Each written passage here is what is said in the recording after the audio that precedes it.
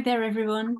It's lovely to see so many people in the chat box already saying where they're listening from. And if you have a moment, do add your name and tell us where you're listening from, because it's kind of really fascinating that there's such a spread. We've got people from Spain, from America, from Orkney for the reading tonight. It's kind of one of the wonders of Zoom. I'm really glad to be helping James launch Why Are You Shouting? James's fourth book of poetry.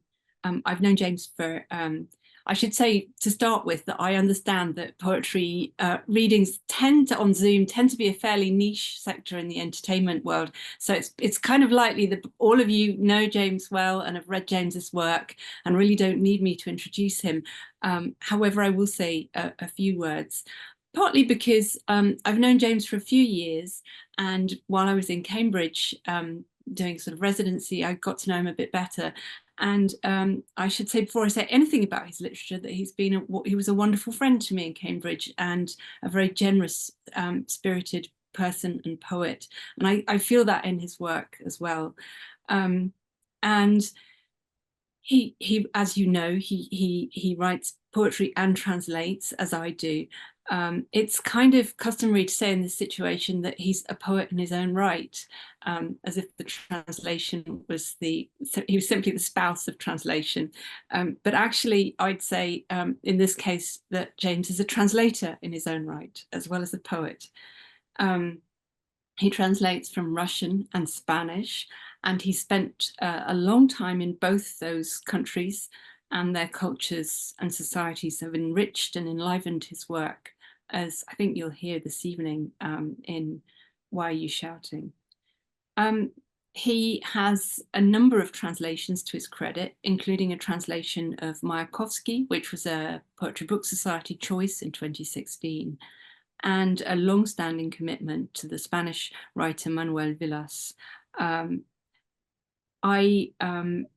was looking, I did a little bit of research for tonight to look at some of the things that have been written about James's books in the past. And I was really touched by this quote from the Manchester Review about On Trust, a Book of Lies, which says that it's often profound sense of intimacy and bittersweetness, which characterizes many of the poems in that book. And that's something that I think James manages beautifully in all his collections, this wonderful sense of linguistic intimacy and also this kind of bittersweet sense of humor. Why Are You Shouting? James sent to me a few months ago, and I was sitting in a train and I read it, and it's quite a long book. It's quite a dense book, but I pretty much read it in one sitting, which is remarkable. And I was just astounded by it. It has such extraordinary conceptual philosophical reach. It's very inventive.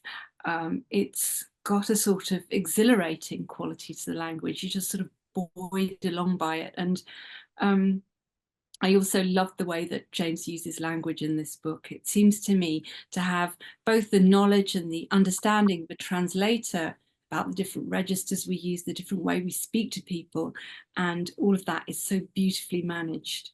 The book was recently reviewed in The Guardian as Book of the Month, and the reviewer said that it was a book that was written in dark times, but with faith in it. And I think that's something also that's key to Why Are You Shouting? The idea of writing through really difficult times, but with a sense of faith and something akin to hope. Although in James's work, all those kind of big grandiloquent words are very, very understated and often undercut. So I'm really looking forward to hearing James's poetry tonight, and I'm sure you are too. So I'll hand over to James without further ado. James. Wow. Well, thank you very much, Sasha. Thank you very much, Vic. Uh, in some ways, I feel I don't need to follow an introduction like that. You should just kind of take it as read that everything's good, and we'll just kind of go home and have supper. But that was no, that was that was very touching and very kind and very generous.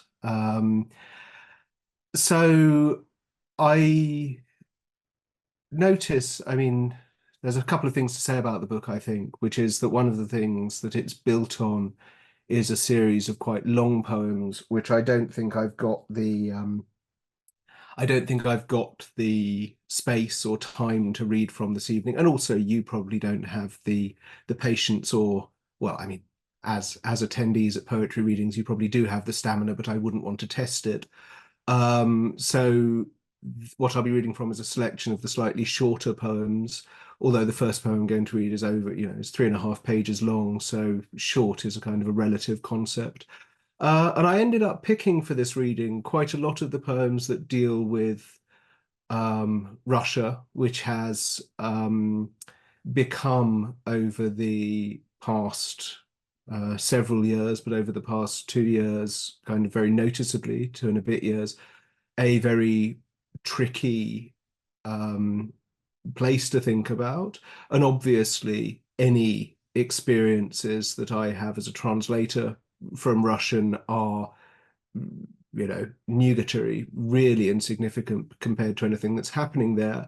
But it is also the case that, what do you do? How do you react to a chunk of your life and something, a place, when a place that you've devoted a part of your intellectual, academic, personal, emotional life to over the course of several years. I mean, I started learning Russian when I was 14, so 30, slightly more than 30 years. Um, when that suddenly cut away from you. And one of the very um, concrete ways in which that was cut away, we see, I think, in this first poem, which is called Ulyanovska Letter. And the background to this is that um, uh, I was I was given a UNESCO residency in Ulyanovsk. So um, sorry, the screen's just gone a little bit big. I wanted to make that a bit smaller. Sorry. Uh, oh no, not that. There we are. Yes. So I was given a residency in Ulyanovsk, and that was in September 2019. It was announced, and I was going to do it in the beginning of 2020. Then, of course, the pandemic happened, and it was delayed, and it was delayed, and it was delayed, and then and then Russia invaded Ukraine, and kind of all contacts, all cultural contacts, these kinds of things that we think are useful for building links between countries were cut away and disappeared. But by that time, I had already been doing a lot of reading about Ulyanovsk and thinking about it. And this poem came out of quite a lot. It came out of the materials that I put together to uh, to um, to produce things while I was there. And I thought, well, even if I'm not there, I'm not going to let this go to waste. So this is a very nostalgia heavy evening, but the first poem is a piece of nostalgia for a place that I've never been. Ulyanovsk, a letter. I saw the city in a dream. I rode a train of polished red wood. I recognized the fallen statues of the gods, their smooth, dispassionate faces half buried in the river mud. Any country, looked at longer than a second, is not quite sane. In real life, I sat at an occasional table and wrote in jeweled black ink, hour after slow hour, my impressions of the city. My roommate asked, "Who are you writing to?" And my unthought reply, "I don't know," was deemed acceptable. I also sat in dive bars, sadly saying, "Hit me," and taking my punishment like a man. This is my emotional support vodka. No one thought this entitled or odd. A country where the king can say, "L'État, it me." You could write a small history of any war in pictures of men who look up from their work at the cavalry riding past. All human life is life glimpsed from a field, dogweed and rusting iron, unstoppable parched grass, poppy and madder. The houses and roads have lost their mission. Tonight is a hot country. I would like to sit in a cool restaurant in a hot country, about to be brought a plate of white fish. I slump against the bar in the sleep of reason. I'm going to steal a bit of your life, do you mind? A touch of its honey. We're the children of excess, as though money could breed like an animal. We're all in this together, they said. I said, no, we're all in this alone. And I sat by the river and heard the barges pass with a slow whale song of longing at dusk. I have not tried to write an innocent history. If you pity me, tell me where I can go to think. How could you be Russian somewhere else? After the second bottle, is a snail shell a maize? What price your marrow and what price your sleep? How many people believe what they are saying? Questions, and only an occasional answer. The song the sirens sang was not the Marseillaise. I show my dreams to myself in the early morning. The bedroom is negative cinema, a blackout curtain with light at the edges. Orpheus composes his wife. Death turns us into words, but the flesh calls, unhurriedly calls, for something. Why dispute it, if a dream adds to your enjoyment? They told us they had been into the sky and looked around and seen no trace of God. I laughed, because they did not know the sky is God. I wish my Lord was a mountain lion. The blossom, viral on the cherry trees. Last night we had a thunderstorm in style across the river, a ghastly calm on our side. My life seems a single detail withheld that flows indifferent. Je pense pas, donc je suis. Even the sea repents, but a river never. The language has grown out of me. The five emotions are happiness, sadness, anger, sadness, revenge. I'm not in the same town you were born in, and I thought you wanted to break. No replies to my letter. By the time you read these words, everything is worse. You are only saints so much as you wish to be. I walked the boundaries, pulling a human splinter from the retail subconscious of the world, not the marketplace, but the planned economy of ideas. Yellow-grey, brownish light of a nighttime study. I only get to write to you when England is on the way to midnight, and a single confused little beetle crawls around on my desk. Lie still, for I must anatomize you, great city. What are all these flowers for? Oh, sorry, you're dead. City, I'll pass through your life and be forgotten, like buildings stand while history speeds around them. A city with a long history of rejecting itself versus a river stone, smooth as a baby's forehead. What will you do now? I'm off to create prophecies. Large fish hang still in clear water. The tragic commons share in the sunlight. I tap on the microphone and say, is this thing on? I close my eyes and see the rain falling into place.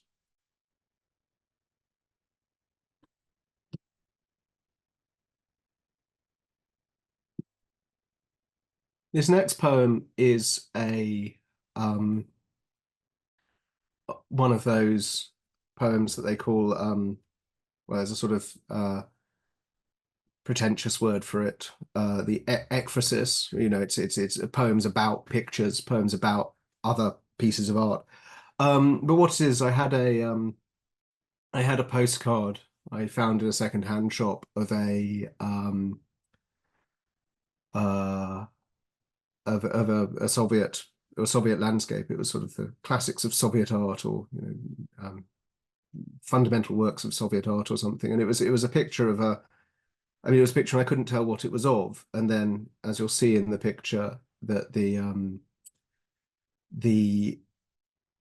image is described in two different ways, depending on whether you read the Russian or read the English.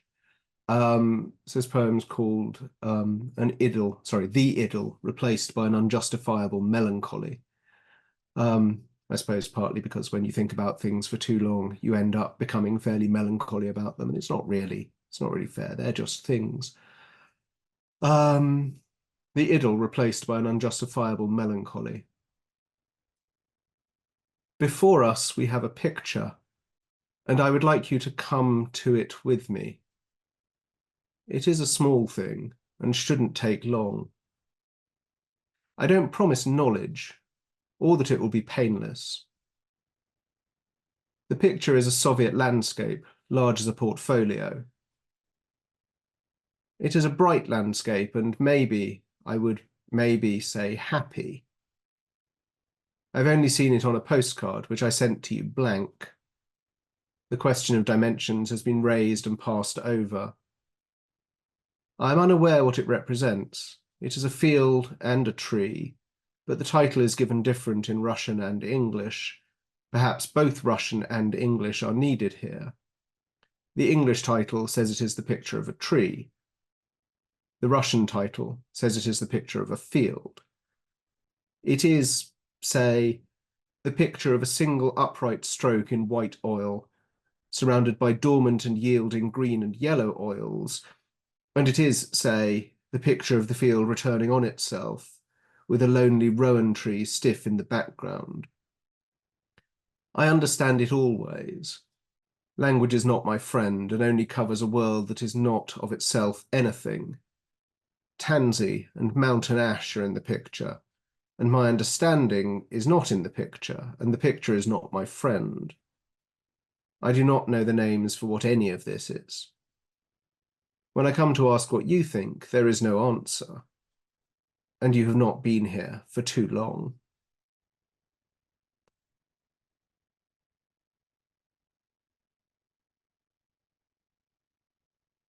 The next poem is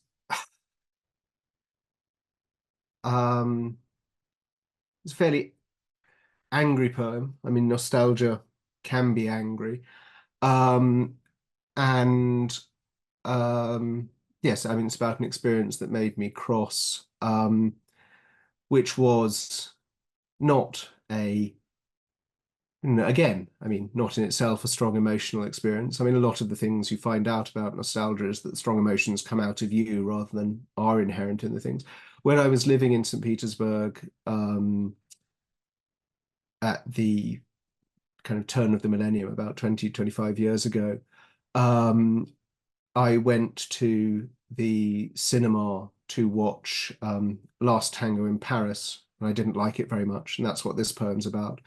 There's one word I think I should comment on, which is the word lector, which is the Soviet and early kind of post-Soviet system. I think it's pretty much kind of disappeared now. They had because they wanted to control what the dialogue of the films was, they had someone who they employed to read out the script. So they would show the images without any sound, and they would have someone standing in a little booth at the background reading out the dialogue so that they could, control what the dialogue was and see what it was. And that's what the lector is. I mean, an experience to have had, perhaps, not one necessarily to have enjoyed. So this one's called Cold. It was a smug film, smug on its own evil, fat with it. The actor king so smug.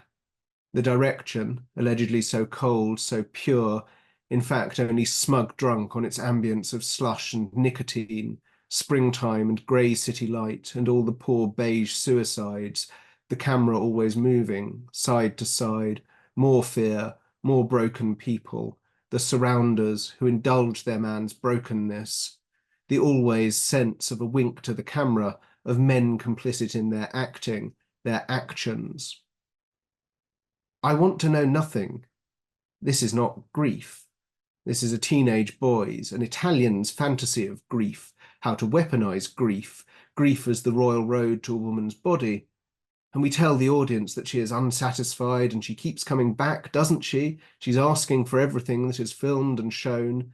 And the great statue, Brando collapsing, Brando shouting, the reason for all this, the centerpiece, his grunting, the audible sign of a great actor. Just how close can you approach a full contempt for the audience and still pivot on their love? Brando grunting and dangerous even through the screen.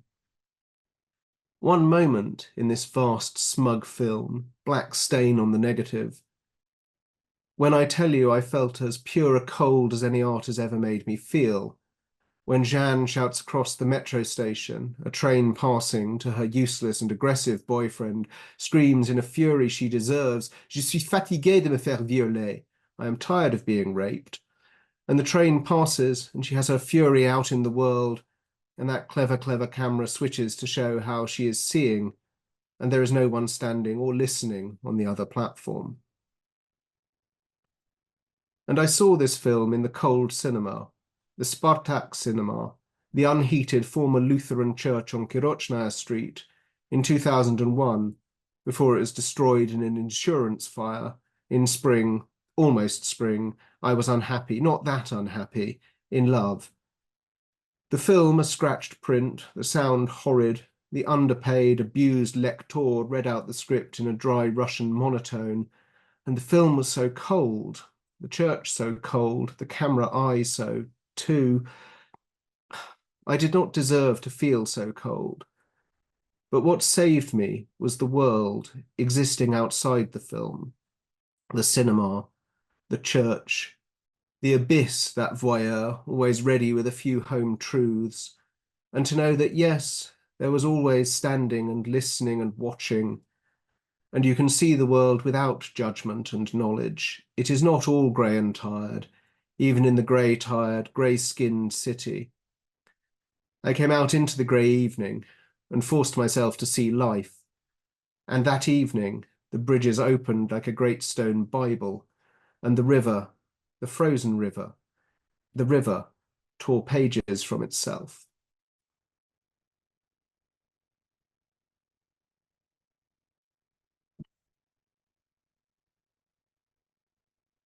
The next one is more kind of purely a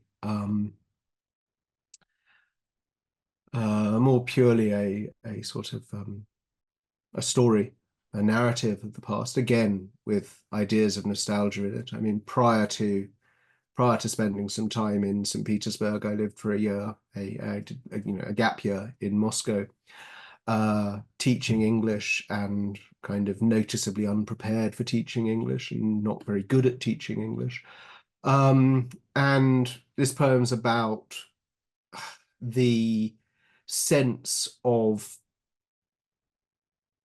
I mean, in some ways, the sense of tourist immunity. So, you know, that you go to, if you go to places as a tourist, you think that nothing can happen to you. And I've certainly felt this, that I've walked through streets that in a sort of parallel English town, I would feel very worried to walk down. I would think, someone's going to beat me up or mug me or whatever. But I think, oh, I'm English, I'm on holiday. No one's, I don't exist, I'm invisible, which can be, it can be enjoyable for someone observing the world. But again, for someone living in it, it's perhaps a little bit self-indulgent. Anyway, two public schoolboys walking over skeletons. When the first snows came, we changed our walk to work, for certain definitions of work, for certain definitions of walking. We skidded the mile downhill to the grey block philology building with its lagged pipe smell and mildly lecherous faculty. Moscow was savage that winter. They devalued the currency, but that didn't make us, dollar-supported, any the richer. It's no use having money if the shops sell only vodka and cheese, and we lost weight and walked rather than spend 20 rubles bussing it. The snows were thick and sudden, and the city changed with them, became more purposeful, sadder, more of itself, stank less, and somehow, yes, it's what snow does, more innocent. Snow is a useful stand-in for actual innocence. So we slid on packed snow and ice for months from November, and taught our classes and explained grammar via Dylan lyrics to resentful students who were gulpingly avid to learn, but also upset they had to learn from us. There were plus points, like when I was left at home for an evening and the whole filthy flat was mine for a few hours. So I read a little while, then put on the Ella Fitzgerald cassette and heard Love for Sale as snow fell against the orange streetlights. But interactions with real people, discussions, humanity, they all went on in their bearable, slightly angry fashion, the snow covering things up till you forgot about them, grew angry again, learnt more, waited for more snow. When the thaw kicked in, maybe round April, a month before their exams, we carried on walking by what we still called the new route. One day in the slush, something cracked under my feet. I looked down on a stray dog's white ribcage, skull grin, some hair. Two public schoolboys walking over skeletons. More and more corpses came to light as the snows receded. We were going to leave the country, so what could we do? What we did was just that, leave and remember so little.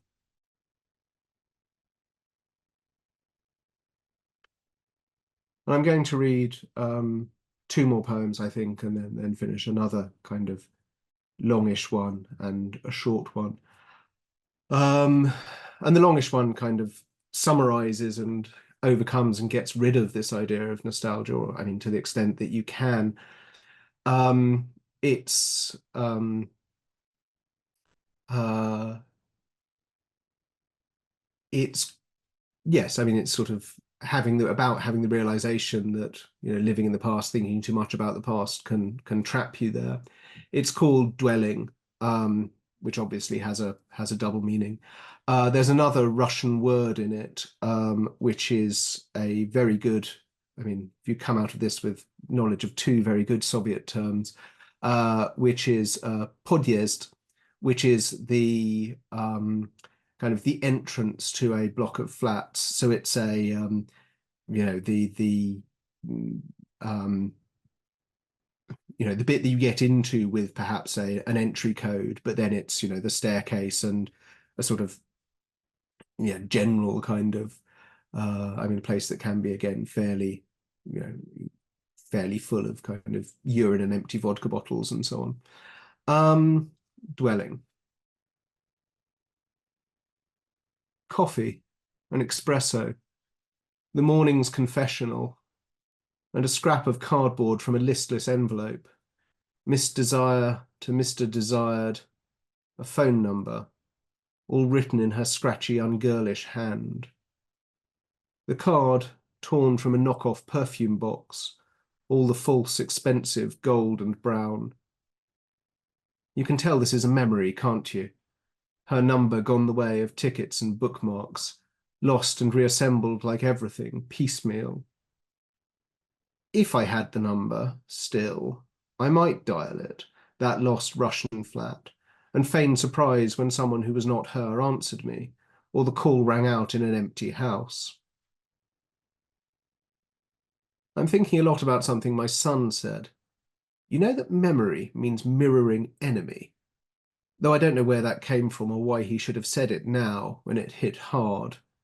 Family reflections. I tried to find it once, one afternoon years ago. I left my wife in the hotel, not bruised, not 21, reading a suitable book, and took the metro into the past, the part of my past closest to Mayakovskaya station. I thought it would be stamped in my body, and my feet would move without thinking through the courtyards and the Soviet architecture, the portals and podъезds. But then, was this it, the flat? Was it here? Was I ever here? Or here? I walked through doorways and under arches. I waited until one set of heavy gates opened and a bullish black-metalled car came out. Then I nipped through as the gates pulled slowly shut. Was this it, then? A courtyard I couldn't place, a fountain that hadn't been there before. What was I doing? running after a ghost. My calm wife back in the hotel, my family, a future, and me here to dig up the dead and impossible. Stupid, stupid James. The water was speaking, and a woman was speaking to her child in one of the ground floor flats. The gates had closed, and for 20 minutes I thought I might be here forever, coded into the courtyard, blocked and lost. Then, of course, no melodrama, nothing. The gates came open to admit a man with shopping bags, and recalled to life, I left to go home. While I paced distracted, I heard the woman make a nice distinction to her attentive child. Серебряные, не серебристый. Not silver plate, silver, silver.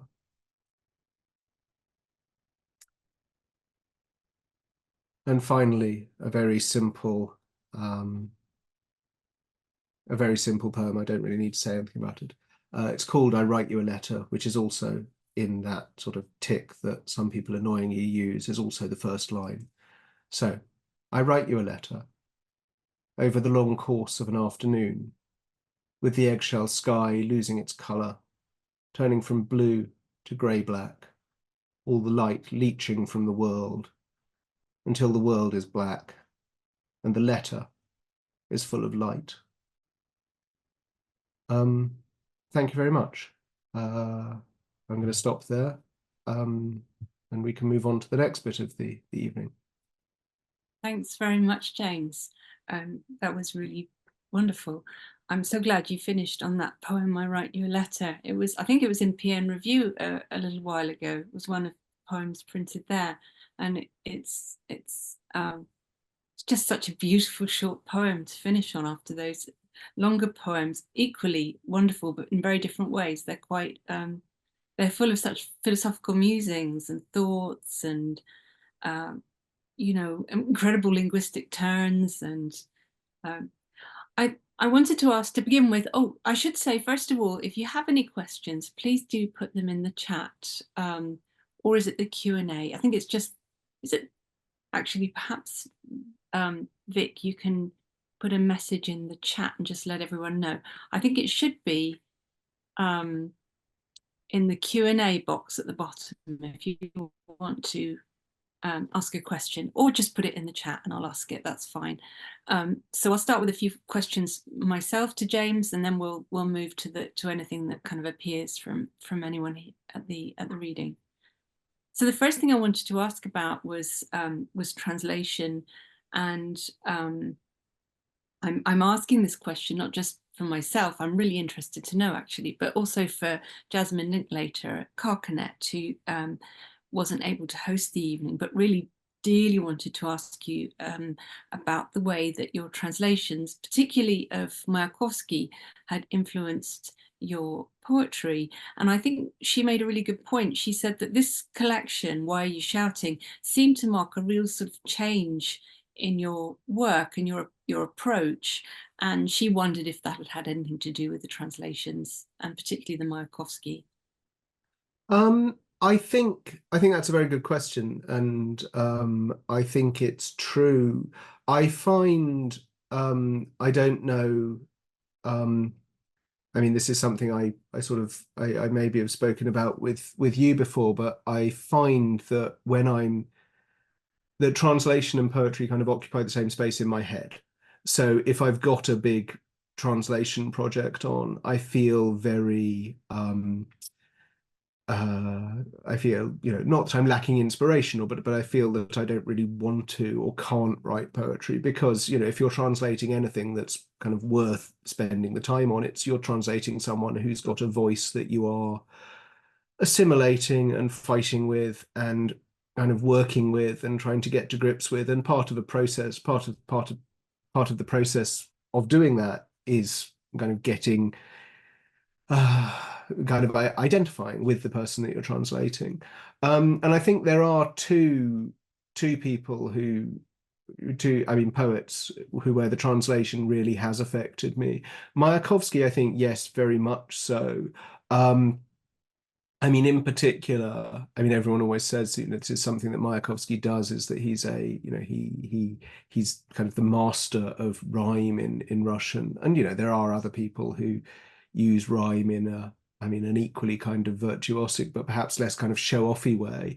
But Mayakovsky is really, yeah, from my point of view, from my perspective, the great uh the great poet of kind of putting things together, putting words together in a way that makes them seem kind of inevitable and yet kind of startling and sudden and so on. And I really like that. I mean, you'll have noticed that these poems aren't kind of as they aren't rhymed. I mean, the first one, Ulyanovska letter, has a rhyme scheme going through it and so on. So I may just have kind of shot myself in the foot with that answer. But I think the idea of creating, I mean, as Mayakovsky does, creating kind of a sound world in which ideas are put together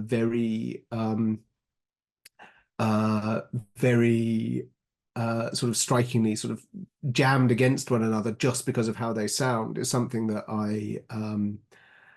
I feel, yeah, it has influenced me a lot. And the other person, I mean, you mentioned him in the introduction, is the Spanish poet Manuel Vilas. I translated who I'm very fond of, and I've actually kind of recently, he's got, I mean, I don't want to say that kind of he's gone downhill, but certainly I feel like his earlier collections are ones that really kind of speak to me a lot, and he's got one more collection that I'm currently kind of trying to translate and reminding myself of why I really liked him in the first place. And that is yeah, I mean, and that in particular, this idea of I mean, he'll sometimes have poems where he has, you know, five or six adjectives just kind of jammed together.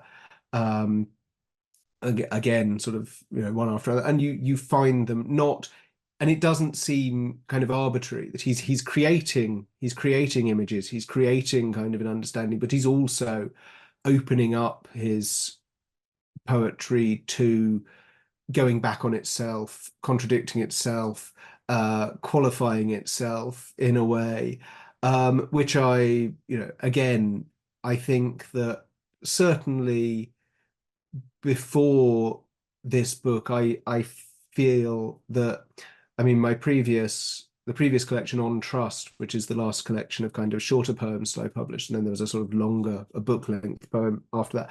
But that I felt it was very much concerned with. I was kind of, I didn't want to let poems go until they were done. Whereas here, I think these poems are kind of done in a way, but they're also poems that I've kind of felt happy kind of riding riding the rhetoric, as it were, sort of letting the words come out and seeing where they go initially. Whereas, so it's not. I mean, it's more sort of, I don't know, more Jackson Pollock than kind of Surat with those little kind of pointy dots everywhere. It's just letting things spray around. So yeah, and I think reading, I mean, those two, Mayakovsky and Manuel Vilas in particular, I feel kind of were inspiring, gave me the permission to write in a different way, I think, in this book.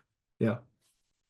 One of the things that struck me about that collection you mentioned, Homunculus, which is a sort of translation in some ways, and yeah, and it certainly kind of has a relationship with another text anyway. So it's in dialogue with that text in the way that you talk about translation being a sort of dialogue of assimilation and conflict with as a process. Um, it was very voiced. I mean, it was a voiced book. It could have been acted very well. In fact, I think Catherine Maris said it was an exhilarating and impressive update on the dramatic monologue. And this Why Are You Shouting is also a book of with a lot of spoken phrasing in it. And one of the things I noted about it was it seems to have a real understanding that language, as you say in a poem, is not your friend. It's something that you try on and put down. It's a kind of medium in effect for passing states. And I was very interested in that, and I wondered if you'd say something about that. I mean, it could be that that is in a way the translator's point of view, but whether that's something that you consider or think about when you're writing. Yeah, I think so. I think that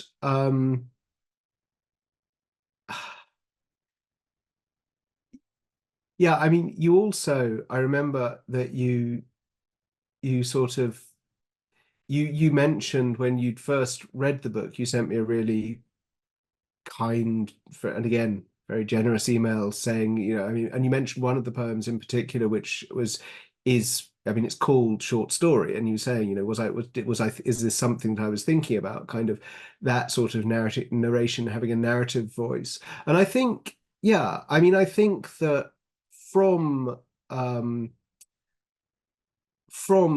even a I mean, I think with On Trust, so that's kind of 7 years ago now, I was very keen on thinking about what, you know, what voice can do in poems and so on. And because I think that, I mean,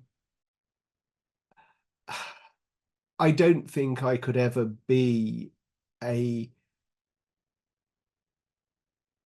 I mean, I'm going to name stupidly large names here, but just because of the kind of things that they write. I mean, not to compare myself with them at all, but a poet like, for example, Wordsworth, who you pick up a poem by Wordsworth and you know it's a poem by Wordsworth, and he has kind of the Wordsworthian way of thinking about the world, and he's not he's not dull, but he's not very varied. So he has kind of, this is kind of the pitch of emotion that he wants to talk about, and this is the type of language that he has to talk about it in, and so on. And I don't think that's I mean, and I find much more kind of welcoming someone like I mean, again, sort of a huge name and not a comparison tool, but someone like Blake, who has who has this kind of radical. I mean, people know Blake from various, the little quatrains, the songs of innocence and experience, actually. But he has a huge variety of. I mean, the poems of Blake that nobody reads or whatever. These kind of these vast prophecies and so on, and then kind of little satirical squibs and so on. And he's always seemed to me to be a model of the kind of instability of voice that I really, really like in writing. So, you find I mean, I think I was just talking to one of my friends a couple of days ago on WhatsApp, and she sent me a little bit of Blake that I hadn't heard, and I think I wrote back something like, "Yeah, it's the bits of Blake I haven't read that I like more than the bits of Blake I have read," which I mean is a sort of slightly facetious thing to say, but there's always kind of the sense of other aspects to the voice and other areas to the poet that if you dig, you're always going to be surprised. Whereas with someone like Wordsworth, if you dig, you're not going to be. And I really, yeah. So I think that's my attitude. I think that I would sort of much more want to be someone working within that idea of kind of um that you start a poem and it can be anything, rather than you start a poem and you think, okay, well, this is a poem, I know how to do poems, it's going to be like this. And maybe I'm being very unfair to Wordsworth, but I think that there is Wordsworth is sort of a stratum. He's quite dense all the way down, whereas Blake kind of goes off in lots and lots of different directions. Yes, no, and I like that. I like that idea of liking the bits of Blake that you hadn't heard before or can't remember, because it is always like that. Somebody mentions some wonderful proverb from Marriage of Heaven and Hell, and you think, God, that's just amazing. Even if you've just read them, they still strike you as something you've never heard before because of that instability, perhaps, of voice. And there is a question, and it is about the title of your collection, and it's from Royston Tester, who says, fantastic, fascinating reading, thank you. How, in your view, does shouting inform the collection.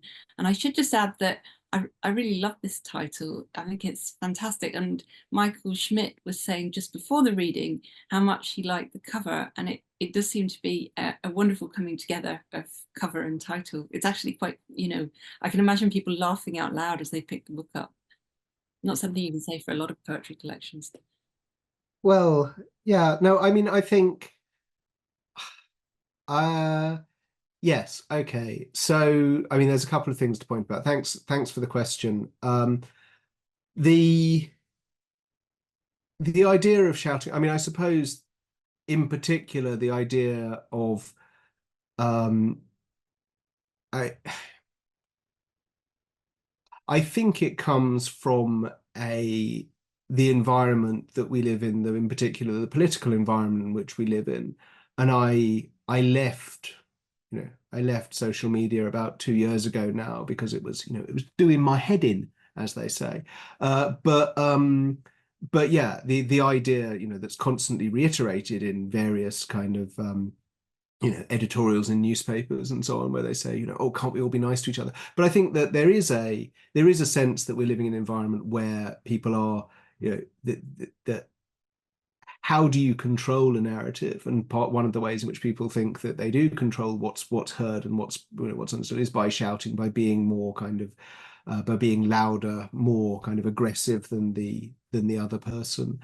And I think the thing is that and in particular, kind of the longer poems, because I mean, I think, there are a lot of books, I'm not sort of claiming novelty. There's a lot of books published at the moment that deal with or that came out of the pandemic. I think that, and various things around that, but I think, there's a lot of the idea of being kind of trapped by government diktat in an environment where your only way to interact with the outside world, apart from kind of popping to the grocery shop, was to be engaged in this kind of online discourse, which got um, more and more aggressive, I think is something that I was thinking about a lot when I was putting the book together. And I think, yeah, but I mean, I also think, kind of on the other side of it, there are things that we should be shouting about and that people should be listening about. I mean, it's entirely hypocritical. So, one of the things that there are poems about, climate collapse, for example, which is something that is overwhelmingly present, overwhelmingly visible, impossible for us to deal with unless we make a concerted effort that we're not going to make, or that seems very unlikely that we are going to be able to make. And people should be kind of people should be sort of screaming about that. And I mean, so it's in some ways kind of, why aren't you shouting? But I mean, sort of the motivations behind that kind of aggressive engagement with others is something that I was thinking about quite a lot. I think that's right. And so that, I think that's the question. But then Sasha, you mentioned the cover as well, which I'm very fond of. I mean, I think I mean, in particular, kind of, yeah, I mean, the choice of the cover. It's a picture of the actor Zero Mostel. I mean, you saw it at the beginning, but here it is again. Zero Mostel, who is again one of these great comedians, and not a model for me in my life because I'm not an actor, and I don't think I'm not sort of very good at acting. But he's someone who's kind of existence, and I mean, he only exists in cinema footage or TV footage of him now. So he exists at a time when he's on film and making and is performing. But his existence, and the biographies I've read of him seem to suggest it as well, that it was how he was even kind of off stage, is a constant kind of provocation and a constant indication that people should be on their toes. So, why, I mean, in some ways, kind of, why are you shouting? The question is kind of, what have I done to upset you? Or, what's over there? I mean, it's something that kind of displaces you and confuses you as well. And I think that idea of being knocked off knocked off balance is, I think, something that's important as well. I think very much for the way in which the collection's built. Yeah, I think that that's really key, and wit plays such a part in that. You know, as soon as you think that there's a serious line in a poem, it's undercut by wit and a sort of self-satire, which is really enjoyable and extremely well pitched, I think. There's a question from Michael Schmidt, and it's I'm just going to try and read it. Sorry, I should put my glasses on. I was thinking of the gulf between your speaking voice and manner and your various verse usages. I wonder if you revise and boiled away from the prose voice, revision as an escape from the analytical and an attempt to synthesize, to get out of self. Does that Um, something you? yeah, I mean, I think that, I mean, it's something I've always, I mean, I've been interested in, something I'm very, I'm very envious. I mean, coming back to this idea of voice, I think, I mean, I'm very envious of people who kind of um, know what they want to say as a poem and write it. I think, I mean, I think that the way in which um, I mean, I suppose I should start by saying that I'm not sure if that's a very kind of, I don't quite know if this is a kind thing to say, a gulf between my speaking voice and manner and my various, well, maybe it's kind, but I mean, I don't know. I like to think, I hope it's all sort of all of a piece, or maybe I come across as someone very different from how I come across on the page, which which is also fair enough. I think I I do. I have a slightly sort of I mean, one of the things I'm very interested in outside of poetry is collage in all its kind of iterations in in I mean I when the when the kids are asleep, I've got a kind of box of bits of newspaper and old pictures and cardboard and so on, and I do like kind of making collages and sticking things together and putting them next to each other. And I think that's one of the things that does carry on, or maybe the way in which I write kind of carries on into the collage, I think. I mean, I'm not I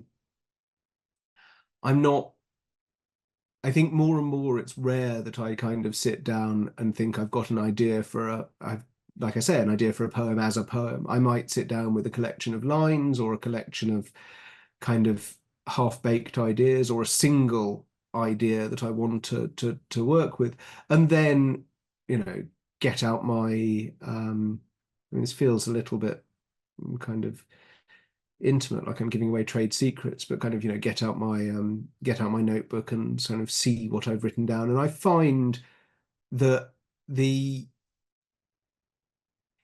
the structuring of what I write is very much kind of the important part. And then, so I'll make a sort of jerry rig a kind of Meccano style structure out of words and lines and sort of things that I thought were interesting. And then as I'm doing that, I'll see that there's a line missing here that I need to think of, and you can force the inspiration out of yourself in some ways, I think. And that so yeah, I mean, revising and revising and taking it away from the prose voice, I think more it's the case of kind of, again, kind of jamming stuff together and then putting my voice into it.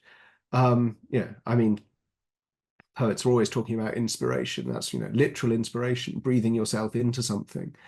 Um, yeah, I think that's kind of that's how I see that. No, it's a good question. Sorry, it wasn't unkind. It was just that's the wrong word to have used, but it was very direct and very cut through to the heart of things, which I think is why maybe it sort of knocked me a bit off balance. But I've been talking about knocking everyone else off balance, so it's only fair that it happens to me.